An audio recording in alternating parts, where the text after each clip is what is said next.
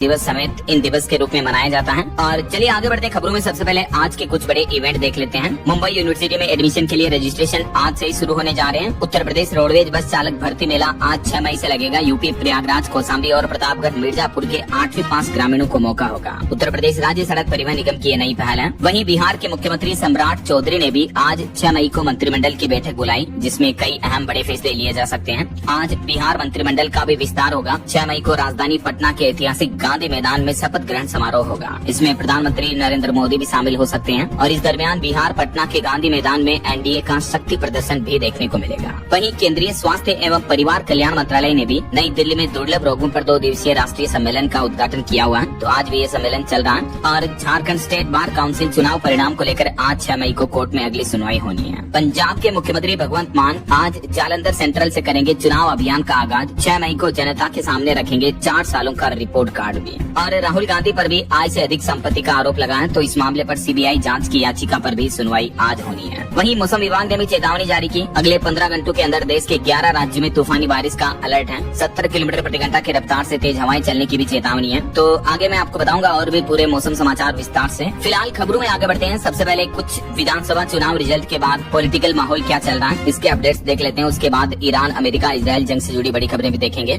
तो 5 राज्यों के विधानसभा चुनाव के नतीजे तो आ चुके हैं। इस बीच खबर है पश्चिम बंगाल में नई सरकार का शपथ ग्रहण 9 मई को होगा और इसी दिन रविंद्रनाथ टैगोर की 165वीं जयंती भी है। और तमिलनाडु के मुख्यमंत्री M.K. स्टालिन ने भी सीएम पद से इस्तीफा दे दिया है। चुनावी नतीजों के अगले दिन पश्चिम बंगाल की मुख्यमंत्री ममता बनर्जी बोली कि हम चुनाव हारे नहीं, हमें हराया गया। उन्होंने चुनाव आयोग पर भी आरोप लगाए और ये भी कहा कि वोट काउंटिंग के दौरान मेरे पेट पर लात मारी गई, SIR के बहाने लाखों नाम हटाए गए, 100 सीटें लूटी गई। तो कुल मिलाकर देखा जाए तो बंगाल की मुख्यमंत्री अभी भी अपनी हार स्वीकार नहीं कर रही है। और यहाँ तक कि उन्होंने तो ये भी कह दिया कि मैं इस्तीफा नहीं दूंगी, न ही अपनी हार मानूंगी। ममता बनर्जी का ये बड़ा बयान देखने को मिला। उन्होंने चुनाव आयोग और भाजपा दोनों पर बयानी हमला किया और ये भी स्पष्ट कर दिया कि वो इस्तीफा भी नहीं देगी, क्योंकि उनका कहना कि हम चुनाव हारे नहीं, हमें जबरदस्ती हराया गया। वैसे आपको बताऊंगा इस बार विधानसभा चुनाव के नतीजों के बाद पश्चिम बंगाल में पहली बार भाजपा सरकार बनने जा रही, क्योंकि बीजेपी की बहुमत के साथ शानदार जीत देखने को मिली। असम में भी बीजेपी ने हैट्रिक लगाई। तमिलनाडु में एक्टर विजय बनेंगे मुख्यमंत्री। केरलम में फिर से कांग्रेस लौटी। लेफ्ट सरकार अब देश में कहीं भी नहीं रही है। तो ये तो चुनावी नतीजे रहे, लेकिन बंगाल के मुख्यमंत्री का अभी भी यही कहना कि मैं एक आजाद पंछी हूँ, शेर की तरह लड़ूंगी, इस्तीफा नहीं दूंगी, हम जनादेश से नहीं साजिश से हारे हैं। इस बीच कोलकाता में एक बीजेपी कार्यकर्ता की हत्या की भी खबर देखने को मिली है। बंगाल में चुनाव के बाद ये हिंसा का माहौल देखने को मिला। न्यू टाउन में बीजेपी कार्यकर्ता की कथित तौर पर पीट कर हत्या कर दी गई और तृणमूल कांग्रेस पर ये गंभीर आरोप लगाए गए हैं। बंगाल में जीत के बाद बीजेपी कार्यकर्ता की यह हत्या होना वाकई में एक बड़ी ही शर्मनाक घटना है, जो कि बंगाल के लॉ एंड ऑर्डर पर भी सवाल उठाती है। तृणमूल कांग्रेस पर मधु मंडल 46 नाम के एक बीजेपी कार्यकर्ता को पीट कर मार डालने का ये गंभीर आरोप लगा है। तो बंगाल में चुनाव बाद हुई इस हिंसा को लेकर ECI यानी इलेक्शन कमीशन ऑफ इंडिया भी सख्त हुआ। मुख्य सचिव, DGP और CAPF को सख्त निर्देश जारी किए गए। निर्देश में कहा गया कि राज्य में चुनाव के बाद होने वाली किसी भी तरह की हिंसा के प्रति 0 टॉलरेंस की नीति अपनाई जाए। बंगाल में चुनाव बाद हिंसा पर इलेक्शन कमीशन सख्त हुआ। कहा कि किसी भी सूरत में शांति बहाल हो और हिंसा करने वाला चाहे कितना भी रसूखदार क्यों ना हो, सीधा जेल भेजा जाएगा। चुनाव आयोग की तरफ से ये भी सख्त निर्देश जारी किए गए हैं। वहीं इधर तमिलनाडु में भी सरकार गठन को लेकर अब हलचल तेज हुई। रिपोर्ट आ रही कि TVK ने राज्यपाल से समय मांगा। 7 मई को विजय तमिलनाडु के नए मुख्यमंत्री के रूप में शपथ ग्रहण कर सकते हैं, लेकिन क्योंकि उनकी पार्टी सरकार बनाने के लिए अभी भी 10 सीटें पीछे हैं। बहुमत के लिए 118 सीटें जरूरी हैं तमिलनाडु में, लेकिन विजय की TVK पार्टी ने 108 सीटों पर शानदार जीत दर्ज की, तो उन्हें 10 सीटें और चाहिए होंगी। तो इसके लिए आप देखते हैं वो किसके साथ गठबंधन करते हैं। सरकार बनाने के मामले में उलझे हुए हैं विजय। TVK नेता ने जीत पर बधाई के लिए PM मोदी और राहुल गांधी को भी शुक्रिया कहा और उन्होंने एक संदेश भी दिया। कहा कि जनता का कल्याण ही एकमात्र लक्ष्य है। और एक रिपोर्ट आ रही कि इस बार बीजेपी ने चुनाव के दौरान किस तरह की रणनीति अपनाई जीत के लिए। देखिए आप कि पोलिंग एजेंट भी परीक्षा लेकर नियुक्त किए बीजेपी ने। पॉलिटिकल एक्सपर्ट्स का ये मानना है कि कुछ पॉकेट से निकलकर भाजपा अब पूरे प्रदेश में छाई है। जनता ने बंगाली अस्मिता की जगह डबल इंजन की सरकार को चुना। इधर असम राज्य से भी रिपोर्ट आ रही। असम के 126 विधायकों में से 63 विधायक दोबारा जीते हैं। 107 MLA करोड़पति हैं। बदरुद्दीन की संपत्ति 226 करोड़ रुपए है और कांग्रेस के 16 विधायकों पर क्रिमिनल केस भी दर्ज है। असम विधानसभा चुनाव के नतीजों के साथ ही ये रिपोर्ट भी सामने आ रही है। तो ये तो कुछ पॉलिटिकल माहौल चल रहा है। और चलिए आगे बढ़ते हैं अब अपन खबरों में दोस्तों। कुछ ईरान अमेरिका इजराइल जंग से जुड़े बड़े अपडेट देख लेते हैं। तो देखिए अमेरिका और ईरान के बीच फिर से तनाव भड़का। हॉर्मुज रूट में भी जंग जैसे हालात देखने को मिल रहे हैं। और इस बीच अमेरिका के रक्षा मंत्री पीट हेगसेथ का कहना है कि हॉर्मुज रूट में प्रोजेक्ट फ्रीडम एक अलग ऑपरेशन है। इधर ईरान ने तो एक बड़ा दावा ये भी किया, कहा कि हॉर्मुज रूट पर अब हमारा फुल कंट्रोल है। IRGC ने एक नया मैप जारी करते हुए कहा कि अब अगर किसी ने नियम तोड़ा हॉर्मुज रूट में तो हमारी तरफ से सख्त कार्रवाई की जाएगी। और ईरान ने यह हॉर्मुज रूट का नया रूट मैप भी जारी किया है। और इस बीच देखिए बड़ी खबर, UAE में 3 भारतीयों के घायल होने पर भी भारत नाराज हुआ। PM मोदी बोले कि हम इस तरह की हरकतों को स्वीकार नहीं करेंगे। ईरान, अमेरिका समेत जंग में शामिल सभी देशों को प्रधानमंत्री नरेंद्र मोदी ने सख्त हिदायत दी, क्योंकि ऑयल पोर्ट पर ईरान ने अभी एक दिन पहले हमला किया था, तो इसमें 3 भारतीय घायल हो गए। इस बीच देखिए बड़ी खबर, जंग के हालात फिर से बढ़ने लगे हैं। UAE में तो मिसाइल अलर्ट जारी हुआ, लोगों को सुरक्षित जगह रहने की सलाह दी गई और युद्ध की वजह से पाकिस्तान की अर्थव्यवस्था पर भी संकट छाया हुआ है। और एक रिपोर्ट में तो ये बड़ा दावा किया जा रहा है कि एक अमेरिकी विमान कतर के एयर स्पेस से लापता हो गया। इमरजेंसी सिग्नल देकर ये विमान रडार से गायब हुआ। हालांकि ईरानी एजेंसी का कहना कि हमारा इसमें कोई रोल नहीं है। और इस बीच डोनाल्ड ट्रंप का भी एक बड़ा बयान सामने आ रहा। ट्रंप बोले कि ईरान की सैन्य क्षमता लगभग खत्म हो चुकी है। ईरानी नौसेना और वायुसेना पूरी तरह से तबाह हुई। डोनाल्ड ट्रंप ने एक बार फिर से ईरान को लेकर ये बड़ा दावा किया, कहा कि ईरान में स्थिति अभी बहुत कमजोर है और उनके पास अब कोई मौका नहीं है। और युद्ध के हालातों के बीच देखिए आप बड़ी खबर, इराक दे रहा क्रूड ऑयल पर $33 तक का डिस्काउंट। जंग के बीच हॉर्मुज स्ट्रेट से गुजरना होगा। भारत भी इराकी तेल का तीसरा सबसे बड़ा खरीदार है, तो अगर इराक से ये ऑफर मिलता है और भारतीय जहाजों को हॉर्मुज रोड से जाने की इजाजत मिलती है तो ये भारत के लिए एक अच्छी बात होगी। वैसे युद्ध के हालातों के बीच भारतीय रुपए में भी बड़ी गिरावट देखने को मिली। देखिए आप, रुपया पहली बार 95.43 रुपए प्रति डॉलर के पार पहुंच चुका है। खाड़ी में युद्ध की आहट बढ़ी और महंगे तेल ने रुपये की मुश्किलें और बढ़ाई है। रुपया नए ऑल टाइम लो पर पहुंच चुका है। और युद्ध की वजह से एक रिपोर्ट भी सामने आ रही कि पिछले महीने अप्रैल में हमारे देश में LPG रसोई गैस की डिमांड भी 16% तक घटी है। यहाँ तक कि जेट फ्यूल की मांग भी कम हुई। अमेरिका, इजराइल और ईरान जंग का असर कई अलग अलग इंडस्ट्री पर देखने को मिल रहा है। और इस बीच देखिए पश्चिम एशिया तनाव का हवाई उड़ानों पर भी असर पड़ सकता है। भारतीय एयरलाइंस कंपनी इंडिगो ने एडवाइजरी जारी करते हुए कहा कि हालात और बिगड़ रहे हैं और इस कारण इंडिगो की उड़ानों पर असर देखने को मिल सकता है। तो हवाई यात्री एयरपोर्ट जाने से पहले फ्लाइट का स्टेटस चेक करके घर से निकलें।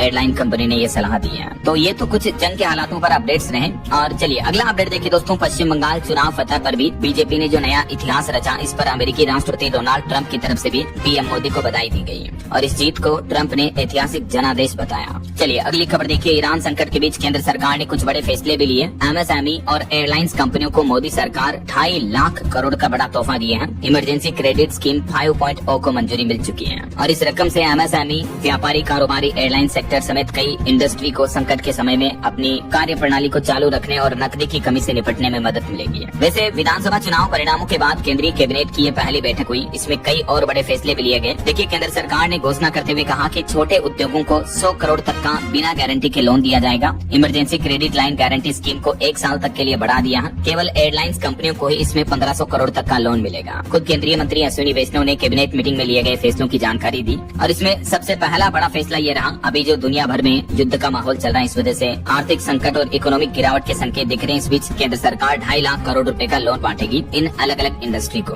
MSME को लोन पर 100% गारंटी कवर भी मिलेगा, ये भी केंद्र सरकार ने बड़ी घोषणा की है। और सरकार का ये भी कहना कि इस पूरे अमाउंट पर, बिजनेस लोन पर 100% रिस्क सरकार लेगी। इंडस्ट्री को, कंपनियों को, कारोबारियों को कोई फीस नहीं देनी होगी ऐसा। तो ये केंद्र सरकार की कैबिनेट बैठक में बहुत ही अच्छा फैसला लिया गया देश की इकोनॉमी को बूस्टअप देने के लिए। इसके अलावा भी देखिए कैबिनेट के कुछ और फैसले, किसानों के हित में गन्ना और कपास किसानों को केंद्र सरकार ने बड़ी सौगात दी है। 2 नई सेमीकंडक्टर इकाइयों को भी मंजूरी मिली है। ये देख सकते हैं आप डिटेल्स भी, किस किस तरह की नई इकाइयों को मंजूरी दी गई, जिससे सीधा गन्ना और कपास किसानों को बेनिफिट फायदा होने वाला है। तो PM किसान सम्मान निधि योजना की 23वीं किस्त से पहले किसानों के लिए सरकार का यह बड़ा तोहफा रहा। एक और फैसला लिया, 4886 करोड़ की बम्पर फसल खरीद को भी मंजूरी दी है। केंद्र सरकार ने किसानों के हित में फैसला लेते हुए चने और सूरजमुखी की फसलों को MSP पर खरीदने के लिए ये लगभग 5000 करोड़ रुपए के बजट को मंजूरी मिल चुकी है। तो इससे महाराष्ट्र और कर्नाटक राज्य के किसानों को सीधा लाभ मिलेगा। साथ ही महाराष्ट्र में चना खरीद की समय सीमा को भी केंद्र सरकार ने बढ़ा दिया है। अब किसान अपनी उपज 29 मई तक MSP पर आसानी से बेच पाएंगे। इसके अलावा सरकार ने कपास क्षेत्र को आत्मनिर्भर बनाने के लिए mission for cotton productivity plan को भी मंजूरी दे दी है। तो इसका भी क्या बेनिफिट मिलेगा किसानों को, इस बारे में थोड़ी सी डिटेल जानकारी आप देख सकते हैं स्क्रीन पर। वीडियो को पॉज करके खबर का विस्तार देख लीजिएगा। सरकार का कहना है कि इस कपास क्रांति से देश के 32 लाख किसानों की किस्मत बदलेगी। इसके अलावा कुछ नई सेमीकंडक्टर यूनिट्स को लेकर और वडीनार में जहाज मरम्मत सुविधा को लेकर भी कैबिनेट बैठक में ये फैसले लिए गए और ये बजट को मंजूरी मिली है।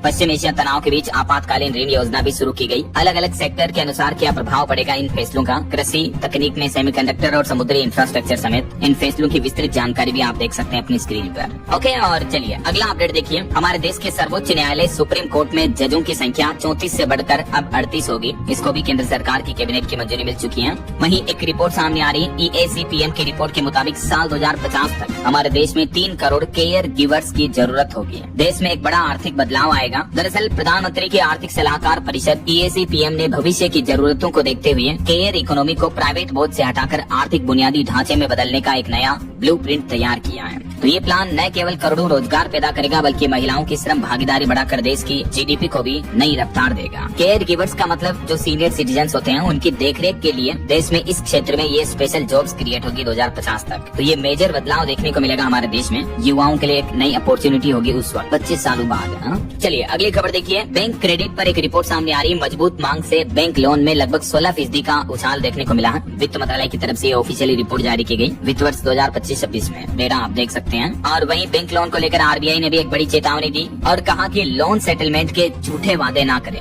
गुमराह करने वाले विज्ञापनों से बचें। झांसे में आकर अगर आपने फीस दी तो बड़ा नुकसान हो सकता है। केंद्रीय बैंक ने ये साफ किया है कि कुछ व्यक्ति और संस्थाएं लोगों को गुमराह करके लोन माफ कराने के झूठे वादे कर रही है। RBI ने दिसंबर 2023 में भी इसी तरह की चेतावनी दी थी और एक बार फिर से सोशल मीडिया पर इस तरह का जो डायरेक्ट मैसेज भेजा जा रहा ठगी हो रही है। तो इसको लेकर देख सकते हैं आप, रिजर्व बैंक ने अलर्ट भी जारी किया कि आजकल सोशल मीडिया पर डेट वेवर सर्टिफिकेट के नाम पर फीस वसूली जा रही है, झूठे वादे किए जा रहे हैं, फर्जी डॉक्यूमेंट और सर्विस चार्ज के नाम पर लोगों को ठगा जा रहा। तो ऐसे ठगे बदमाशों से सावधान रहें। देश के बैंकिंग सिस्टम के लिए भी इस तरह के अभियान खतरा है। और RBI ने ये भी कहा कि ऐसे लोगों पर सख्त कानूनी कार्रवाई भी होगी और ग्राहकों से भी अपील की है कि लोन की जानकारी के लिए आप सीधे बैंक जाएं। इस तरह के सोशल मीडिया के दावों और कैंपेन वगैरह पर भरोसा ना करें। ठीक है। इसके अलावा देखिए दोस्तों, RBI की तरफ से एक और बड़ा फैसला लिया गया। 1 जुलाई 2026 से बदल जाएगा आपके लोन की EMI का नियम भी। अब आपदा आने पर खुद राहत देगा बैंक, आपको बैंक के चक्कर भी नहीं काटने पड़ेंगे। अगर आपने बैंक से किसी भी तरह का home loan, car loan, personal loan, किसी भी तरह का कर्ज ले रखा है, ठीक है, मतलब लोन ले रखा है, तो 1 जुलाई 2026 से आपके लिए ये अच्छी खबर है कि बैंकिंग के नियम बदलने जा रहे हैं। भारतीय रिजर्व बैंक RBI ने एक ऐतिहासिक फैसला लिया और उन ग्राहकों को बड़ी राहत दी है जो कि अक्सर इस तरह की प्राकृतिक आपदाएं आती है जैसे बाढ़, भूकंप वगैरह। इन आपदाओं में आप लोन की EMI समय पर नहीं चुका पाते हो और इस तरह की कठिन परिस्थितियों में आपको राहत पाने के लिए ग्राहकों को खुद बैंक जाकर लंबी कागजी कार्रवाई करनी पड़ती थी। राइट, मान लो अगर आप 2 महीने EMI नहीं दे पाते हो तो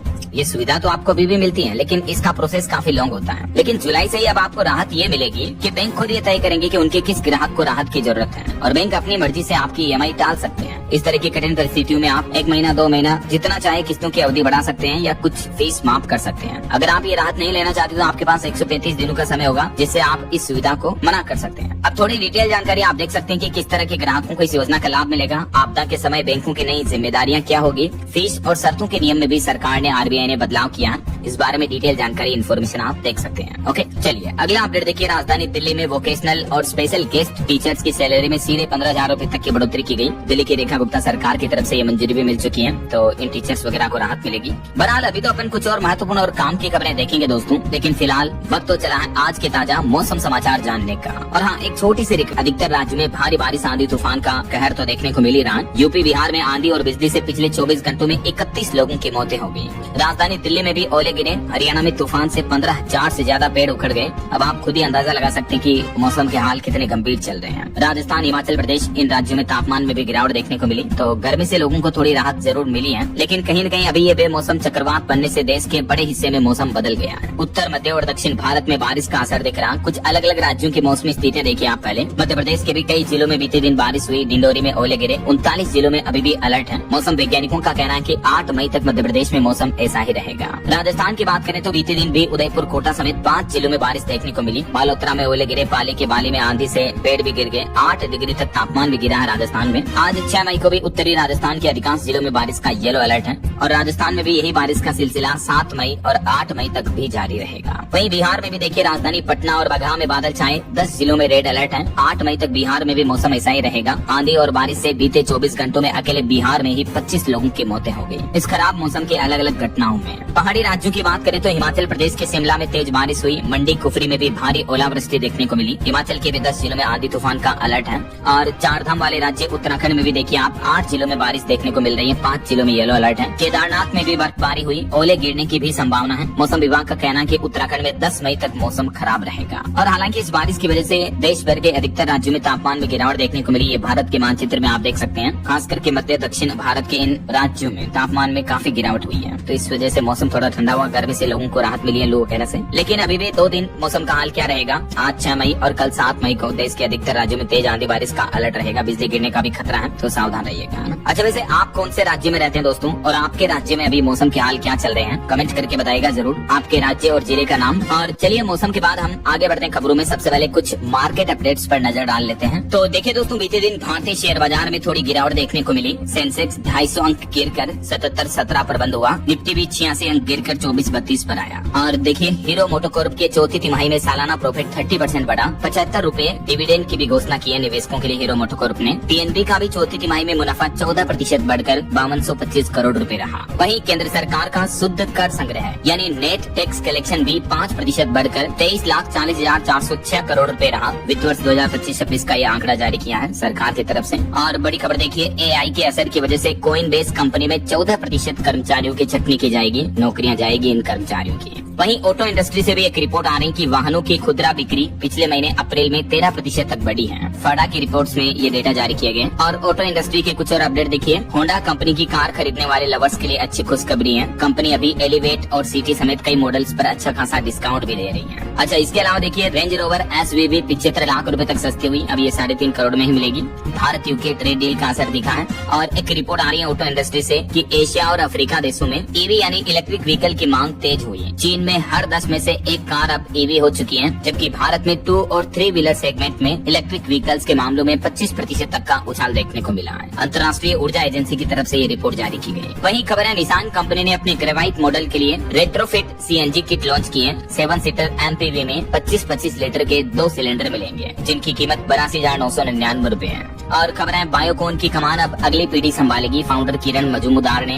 भांजी क्लियर को चुना उत्तराधिकारी। वहीं खबर है महंगाई पर कंट्रोल के साथ इकोनॉमिक ग्रोथ पर फोकस किया जा रहा। RBI की डिप्टी गवर्नर ने 4% टारगेट को देश के लिए फिट बताया। तो ये तो कुछ मार्केट अपडेट्स रहे। और चलिए आगे बढ़ते हैं खबरों में। देखिए आप अगला अपडेट, वियतनाम के राष्ट्रपति तो लाम अभी भारत यात्रा पर आए हुए हैं और इस दरमियान भारत वियतनाम के बीच व्यापार और सप्लाई चेन संबंधों को बढ़ावा मिलने की उम्मीद है। वहीं ऑनलाइन गेमिंग को लेकर रूल्स बदल चुके हैं। अब इस तरह के ऑनलाइन गेम खेलने वालों की खेल नहीं। वैसे तो ये नियम 1 मई 2026 से ही लागू हो चुके हैं। मैंने आपको इनके बारे में डिटेल जानकारी आपको DLS न्यूज चैनल पर पहले भी बताई थी। इन न्यू रूल्स के मुताबिक अब 3 हिस्सों में बट गए हैं आपके गेम्स। पहला, ऑनलाइन मनी वाले गेम्स जिनमें पैसा लगाया जाता है। तो सरकार ने इस तरह के सट्टेबाजी वाले गेम्स पर सख्त पाबंदी लगा दी है। इस तरह के खेल खिलाने वाली कंपनियों और यूजर्स दोनों पर सख्त कार्रवाई की जाए। सोने का भाव 1,48,000 रूपए प्रति 10 ग्राम चल रहा है, जबकि चांदी में भी कुछ गिरावट देखने को मिली। 345 रूपए की मामूली, और अभी चांदी का भाव 2,40,000 रूपए प्रति किलो चल रहा है। बाकी अलग अलग कैरेट के हिसाब से गोल्ड का प्राइस आप देख सकते हैं स्क्रीन पर। चलिए अगली बड़ी खबर देखिए। भारतीय स्टेट बैंक SBI के कर्मचारियों ने 25-26 मई को इसी महीने हड़ताल की चेतावनी दी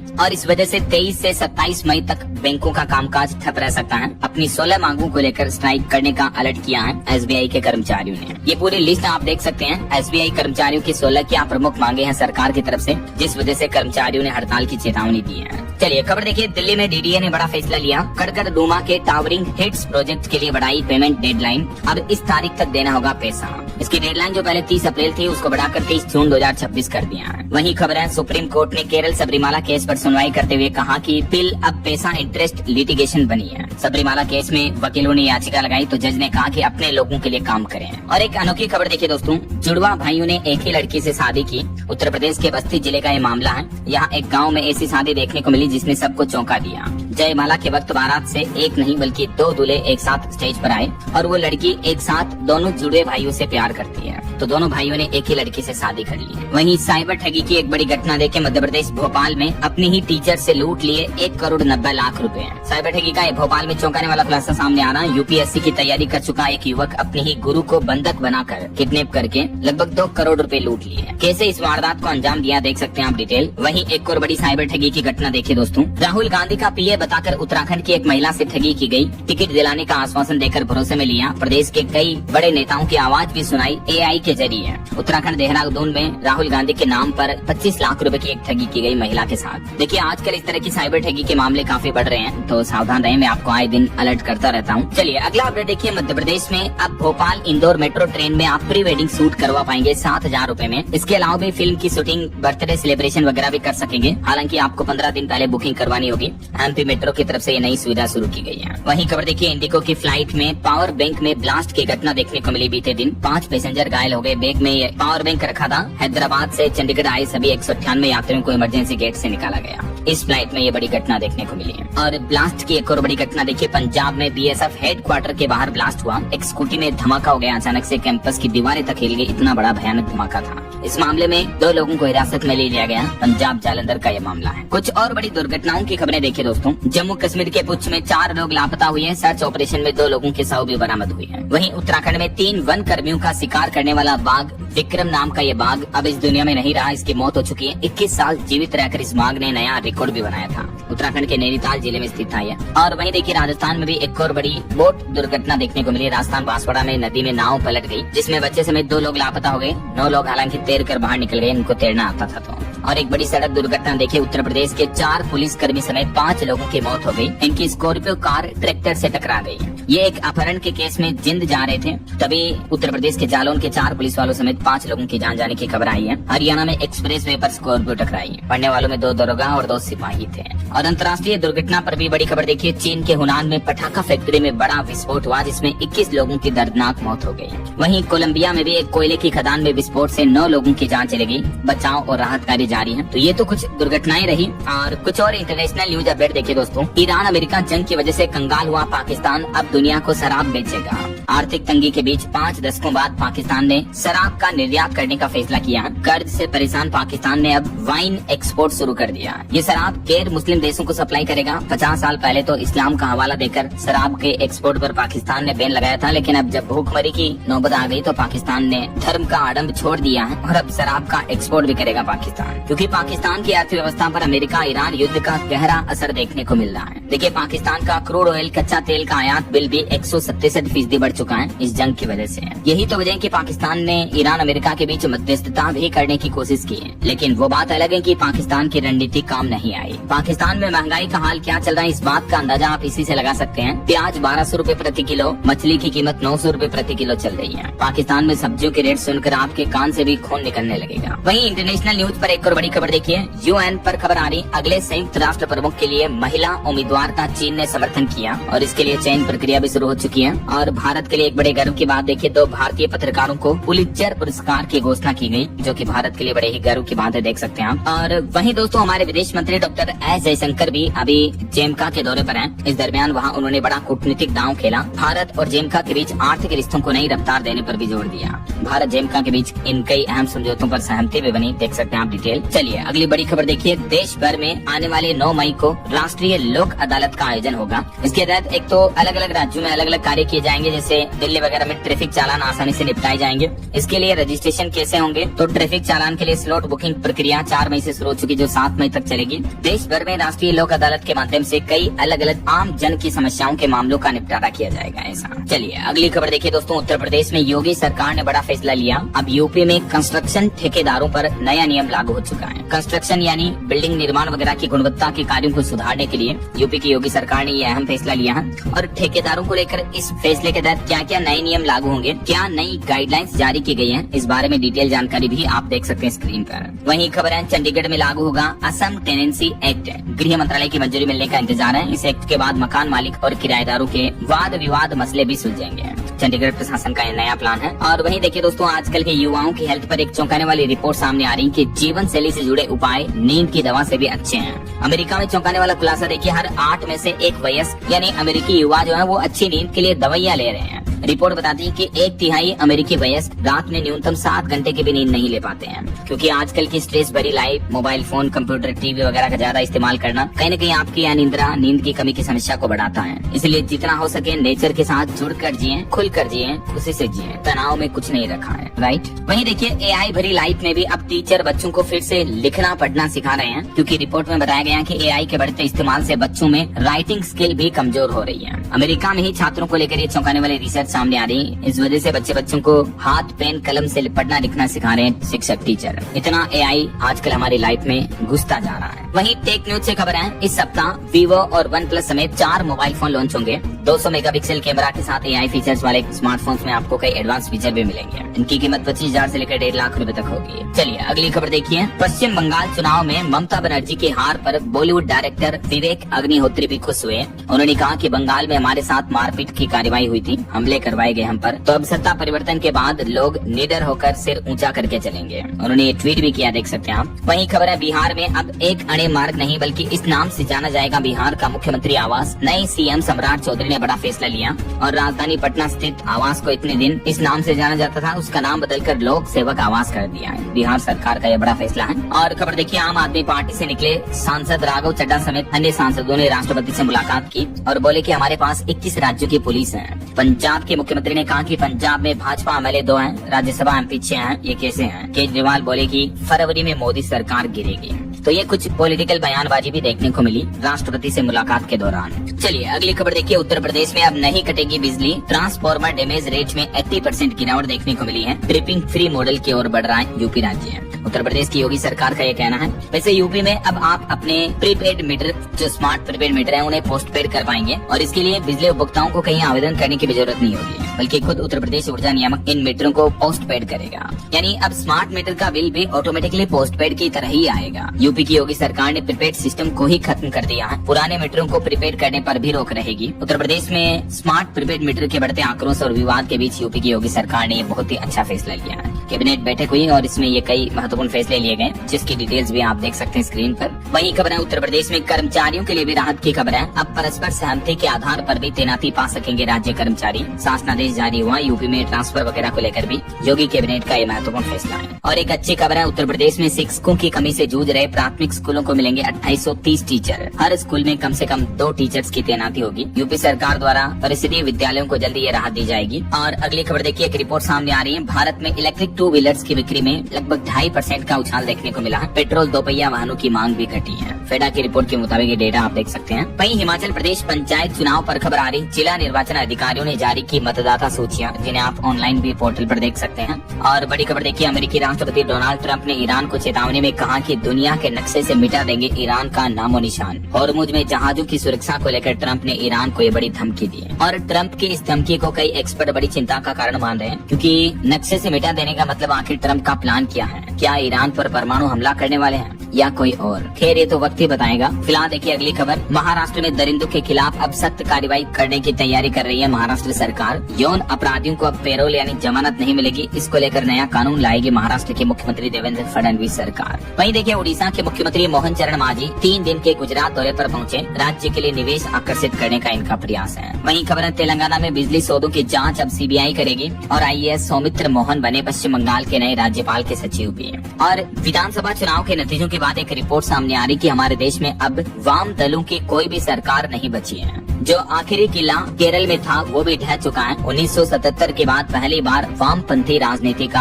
अवसान यानी खात्मा हो चुका है। चलिए खबर है, 18 मई को खुलेंगे उत्तराखंड में चतुर्थ केदार रुद्रनाथ मंदिर के कपाट। टीम ने यात्रा मार्ग का स्थलीय निरीक्षण भी किया। उत्तराखंड के चमोली में ही है। वहीं खबर है, जम्मू कश्मीर में युवाओं को नशे से बचाने के लिए LG उपराज्यपाल सेना ने बड़ी पहल की। हर गांव में बनेगी पेरेंट्स ब्रिगेड, जो कि नशे के शुरुआती संकेतों की पहचान कर युवाओं तक मदद पहुंचाएगी। चलिए कुछ और स्टेट न्यूज अपडेट देख लेते हैं फटाफट से। देखिए, राजस्थान बॉर्डर में जो पाकिस्तान से सटी बॉर्डर है, यहाँ घुसपैठ की आशंका के बाद अब भारत पाकिस्तान बॉर्डर पर जवानों की सख्ती बढ़ाई गई। श्री गंगानगर में शाम 7 से सुबह 6 बजे तक 3 किलोमीटर के एरिया में आवाजाही पर भी रोक रहेगी। वहीं खबर है, राजस्थान में RTO में स्टूडेंट्स अब नहीं फेल होंगे। कोर्स के हिसाब से सर्टिफिकेट डिप्लोमा डिग्री मिलेगा, दोबारा कर सकेंगे कोर्स भी। और राजस्थान के अजमेर की अनोखी घटना देखिए। एक रूसी महिला पुष्कर में अग्नि तपस्या कर रही है। 9 धूनी के बीच कर रही भगवान शिव की आराधना। ये पूरे शरीर पर भस्म का लेप भी करती है। पुष्कर सरोवर के जयपुर घाट की ये तस्वीरें आप देख सकते हैं। वहीं राजस्थान के जोधपुर की एक घटना देखिए। घर पर खड़ी स्कूटी का भी चालान कट गया। पीड़ित महिला वकील है, वो बोली कि फर्जी प्लेट लगाकर घूम रहा कोई व्यक्ति। पुलिस ने FIR भी दर्ज नहीं की। देखिए जरा। और खबर है, राजस्थान के सवाई माधोपुर में सुप्रीम कोर्ट के आदेश के खिलाफ सड़कों पर उतरे मजदूर भी। क्यों विरोध करें, जानकारी आप देख सकते हैं। चलिए मध्य प्रदेश में देखिए, मोहन कैबिनेट की बैठक में कई निर्णय लिए गए।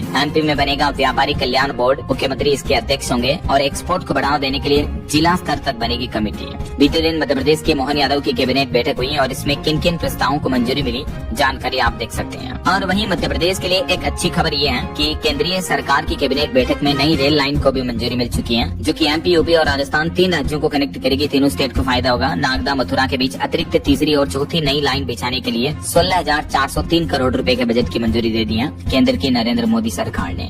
और वहीं खबर देखिए, सोनम के बाद मध्य प्रदेश के प्रेमी राज की जमानत पर भी सुनवाई पूरी हुई, कोर्ट ने फैसला सुरक्षित रखा। मेघालय के शिलोंग में जो राजा रघुवंशी का चर्चित हत्याकांड का मामला था, उस मामले पर अब सोनम के बॉयफ्रेंड प्रेमी राज को भी जमानत दिए जाने पर कोर्ट ने सुनवाई पूरी की है। और एक बड़ी खबर देखिए, छत्तीसगढ़ में पद्मश्री फूलबासन बाई की किडनैपिंग कर ली गई। फोटो खिंचवाने के बहाने उनको बुलाया, हाथ मुंह बांधकर कार में उनको डालकर किडनैप कर लिया। ये वाकई में बड़ी चिंता की बात है कि पद्मश्री महिला की भी ये हालत है हमारे देश में, तो जरा सोचिए महिला सुरक्षा किस हद तक लॉ एंड ऑर्डर पर काम कर रही है। हालांकि इस मामले में पुलिस ने 4 आरोपियों को पकड़ लिया है। वहीं खबर है, छत्तीसगढ़ में सेक्रेटरी का भी फेक साइन करके 1.5 करोड़ रुपए की ठगी की गई। टीचर और चपरासी ने फर्जी जॉब लेटर व्हाट्सएप पर वायरल किया और लोगों से पैसे लिए। किस किस तरह की साइबर ठगी देखने को मिलती है, देखिए जरा। और उत्तर प्रदेश में कर्मचारियों के लिए नई तबादला नीति भी लागू हो चुकी है। 5 से 31 मई तक होंगे ट्रांसफर। अब व्हाट्सएप पर आएगा समन। यूपी कैबिनेट बैठक से टोटल 29 प्रस्ताव पास हुए हैं। मैंने आपको कल ही उत्तर प्रदेश के मुख्यमंत्री योगी आदित्यनाथ सरकार के कैबिनेट फैसलों की जानकारी डिटेल में बताई थी।